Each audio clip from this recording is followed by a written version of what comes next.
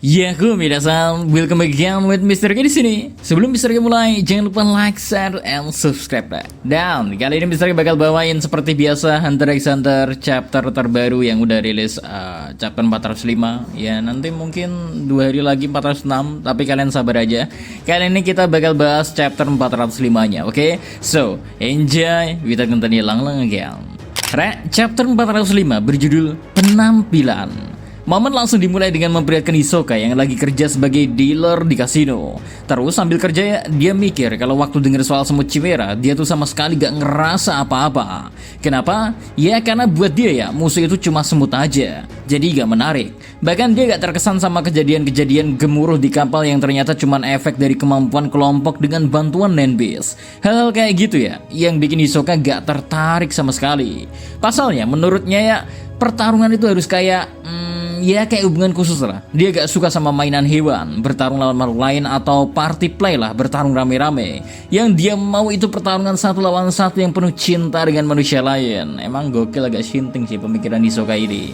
Ingat ya, di sini tuh Hisoka pakai kata-kata yang agak ambigu, namanya juga Hisoka ya. Tapi dari semua itu, dia berakhir ke kesimpulan karena merasa dirinya normal, dia merasa pertarungan melawan spesies lain gak asyik. Istilah yang digunain Hisoka mungkin buat nunjukin kalau Hisoka tuh normal, menurut dirinya sendiri tentunya. Karena kita tahu kan, Hisoka sering dianggap sebagai orang yang suka sama anak kecil. But yang bikin kagetnya ya, Hisoka ngaku kalau bahkan main sendiri ya juga gak masalah buat dia. Di sisi lain, Bano Lenov ya yang menyamar jadi Hisoka, kita sebut aja Bonosoka ya, diam-diam ngeliatin Hisoka asli. Ternyata Bano Lenov kaget juga ketemu Hisoka yang asli di kasino khusus VIP di tier 1. Dia mulai mikir, jangan-jangan Hisoka yang ini juga orang yang lagi nyamar. Soalnya posisinya si Bono juga kan lagi nyamar ya. Makanya bukan hal yang mengejutkan juga kalau Hisoka yang dia lihat sebenarnya Hisoka yang palsu. Wah, yang menarik ya, karena kita tahu kalau itu Hisoka yang asli. Lantas apakah Hisoka yang menyadari keberadaan dari Bono yang menyerupai dirinya? Karena kalau iya bukan hal yang nggak mungkin ya kalau Hisoka sedang menjalankan rencananya. Nah, buat kalian yang bingung kenapa Bano Lenov nyamar jadi Hisoka, semua itu dijelasin di kelas balik dirinya dengan Chrollo ya. Pokoknya intinya ya, Chrollo bilang supaya Bano Lenov menyamar jadi Hisoka dan muncul di tempat-tempat yang biasa dipantau mafia. Cara ini diharapkan bisa bikin mafia ngajak Bonosoka ke ruangan mewah untuk menjaga keseimbangan. Kenapa? Ya karena mafia gak suka adanya konflik. Makanya Chrollo berpikir kalau mafia dan geng laba-laba sama-sama gak bisa ditebak, tapi Hisoka sendiri kan, sedangkan mereka para laba-laba itu lebih dari 1 orang. Otomatis lebih gampang buat nahan atau ngajak Hisoka daripada ngajak seluruh geng Ryodan. Di momen ini ya, Chrollo juga udah menduga kalau Hisoka mungkin sudah berhubungan dengan salah satu pangeran dan udah ada di tier 1. Bano Lenov mulai mikir kalau Chrollo nggak ngasih tahu rencana ini ke semua anggota lainnya karena dia sendiri pengen berurusan langsung sama Hisoka. Sebelum mereka bubar ya, Chrollo juga pesen kalau kamu nemu Hisoka asli, berubah aja jadi orang lain dan tunggu instruksi dariku. Ya, kilas balik pun selesai dan balik ke momen saat ini dimana Bono yang sadar dia gak bisa ngelawan kemampuan banji jamnya Hisoka. Bono memutuskan untuk gak mau nyerang duluan. Makanya dia memilih untuk berubah jadi Alton dari Shadow Beast. Dengan menggunakan kemampuan metamorfosisnya, bikin dia bisa ambil wujud orang-orang yang pernah dia temui, meski hanya bertahan selama durasi interaksi mereka. Beres berubah ke wujud barunya, Bono merasa khawatir udah ngebunuh Lynch. Takutnya ini malah jadi masalah. Buat kalian yang lupa, dulu waktu kemunculan Hisoka yang ternyata sekarang terungkap adalah Bono, di situ dia bertemu dengan salah satu 2 orang dari keluarga mafia kan, dan salah satunya yang bernama Lynch itu udah terbunuh.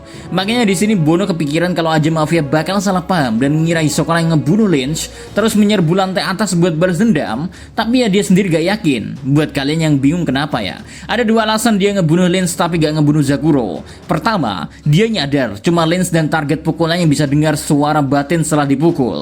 Kedua, setelah Lynch sadar, dia nyamar jadi Zakuro buat nanyain soal pukulan Hisoka. Lynch yang marah bilang kalau Hisoka yang mukul dia itu palsu, dan mulai mikir kalau Hailey atau geng laba-laba mungkin sedang mainin mereka. Lynch sampai bilang ke Henrik buat prioritasin serang Hailey atau geng laba-laba. Sambil pura-pura jadi Zakuro ya, Bano Lenov akhirnya ngebunuh Lynch lalu berubah jadi dia. Wow. Di samping itu kita pun dikasih sudut pandang Bono yang akhirnya sadar kalau aja para anggota geng Ryodan tahu tentang luka emosional Chrollo dari kematian Shalnak dan Kortopi. Mungkin mereka semua akan mengerti kalau harta yang dicari Chrollo di kapal ini adalah 9 user yang bisa bantu dia bunuh Hisoka secara permanen. Mereka berharap kalau Hisoka udah mati, Chrollo bisa berhenti jaga image-nya dan mulai tampil apa adanya setelah kehilangan anggota. Di tempat lainnya, wajah pembunuh Sarasa muncul di layar besar. Namanya Liz North. ketua Yayasan Future for Children yang dibunuh secara brutal 10 tahun lalu dan pelakunya masih belum ketahuan. Di momen yang bersamaan, Chrollo terlihat berdiri dengan punggung menghadap layar itu. Menarik memang kalau kita udah ngomongin tentang masa lalu dari para anggota Gene Ryodan dan bagaimana perasaan asli dari Chrollo setelah kehilangan banyak anggotanya dalam waktu singkat. Sekarang kita ingatkan waktu kematian Ufogin aja, Chrollo langsung mempersembahkan pertarungan yang sangat megah agar suara yang terjadi dapat terdengar oleh UFO. Sementara itu ya, Nobunaga nanya ke Wang apakah Hailey di Blackwell itu beneran Hailey yang asli. Wang yang dengar hal itu ya ngerasa aneh sama pertanyaan ini, tapi akhirnya ngejelasin kalau bos mafia Kakin biasanya adalah keturunan bangsawan tanpa gelar yang dapat posisi lewat warisan. Char sempat ikut dalam upacara warisan Moreda, tapi Wang bilang kalau mereka gak sedekat itu buat ngerti tujuan utama Hailey. Nobunaga pun menyimpulkan kalau tujuan asli Hailey adalah melenyapkan semua orang di kapal, bahkan mungkin seluruh Kakin, buat dapetin kemampuan Nen yang diperlukan. Tak jauh akhirnya bilang ke kelompok Nobunaga kalau Char dan Chiu bakal kerjasama penuh buat ngelumpuin Hailey. Tapi di dalam pikirannya ya, Wang memanggil Morena dengan cara akrab yang gak sesuai sama yang dia bilang sebelumnya, tanda kalau mereka sebenarnya punya hubungan lebih dari yang kelihatan. Wang juga khawatir Nobunaga bakal sampai duluan ke tempat Morena, makanya dia mikir Morena mungkin perlu mainin jokernya lebih awal. Nah, terus kita pindah sedikit ya ke Morena. Sambil ngomong sama Dogman, Morena ngelihat prosesi pemakaman Helkenbook sebagai kesempatan emas karena banyak orang bakal hadir. Dia minta Dogman buat cari seorang tertentu. Dogman dan Sodom pun pergi menjalankan misi. Sementara Fochonte nanya soal anggota lainnya. Morena bilang kalau mereka lagi naikin level di area pemrosesan buat balas dendam ke Heinrich. Dengan level mereka yang sudah sampai 51, Quarelia, Tevelares, dan Daimon sekarang udah siap bertindak. Terus kita pindah lagi di Nobunaga, Finks, dan Feitan yang mengikuti tak jauh lewat rute Char. Mereka sampai di sebuah pintu lagi dan kaget ngeliat sesuatu setelah pintu dibuka. Makin menjadi teka-teki sebenarnya hubungan antara ketiga keluarga mafia ini. Apakah semuanya saling memiliki keterkaitan atau bagaimana? Soalnya kayak yang Nobunaga jelaskan, kalau cara kerja dari anggota mafia yang dia lawan aja, dari situ dia ngerti kalau anggota ini bergerak sangat terkoordinasi, sehingga jelas ada pemimpin yang memberikan komando. Karena hal yang sama berlaku juga di Gene Ryodan Re. Siapa menentukan untuk melakukan apa dan siapa yang harus mendengarkan. Sistem seperti itu sudah ditentukan mau suka atau enggak kita dengar orangnya. Dengan menggunakan sistem kayak gini ya, perasaan pribadi pun harusnya enggak bisa dilibatkan. Jadi gak peduli kalian suka atau enggak sama seorang, hierarki perintah dan komando sudah ditentukan terlebih dahulu. Gokil sih. Mungkinkah para anggota keluarga mafia akan memberikan kesulitan bahkan membunuh salah satu anggota Gene Ryodan?